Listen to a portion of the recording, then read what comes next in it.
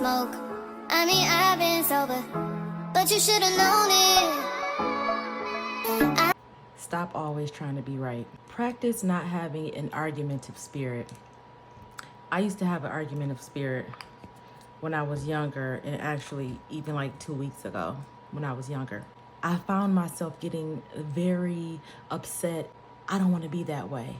I want to be calm and collected, and just because I think that I'm right about something doesn't mean that I have to like raise my voice and get out of control.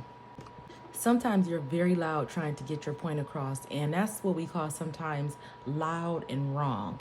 Even if you're right, sometimes you're just so loud and obnoxious until people can't even hear what you're saying, so they can't even understand whether or not you're right or wrong. Sometimes they see that you're right, but the way that you're bringing it out and the way that you're communicating it is wrong.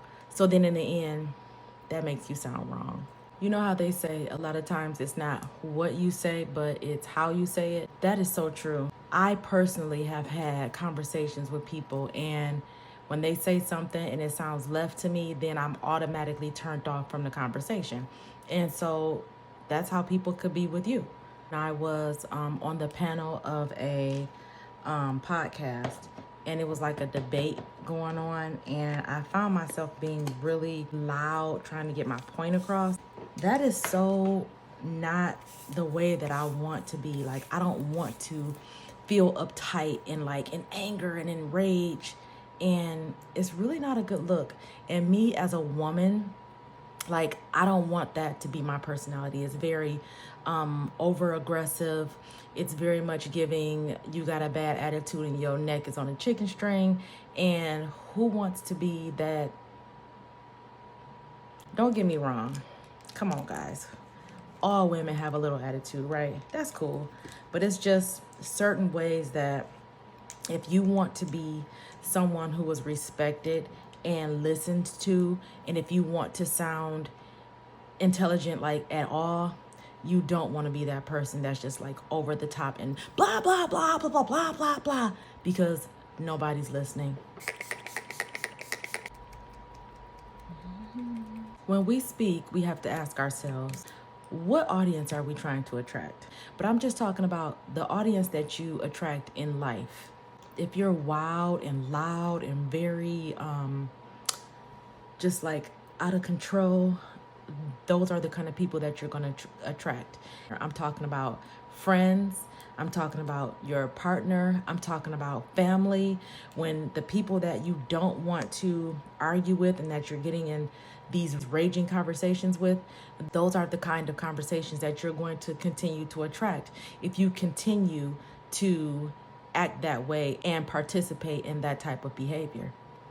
Stop participating in enraged conversations and arguments, especially as a woman. Like, let the man have that. Let us be more relaxed and laid back and all up in our softness and our femininity. Like, we don't have time to sit around and argue.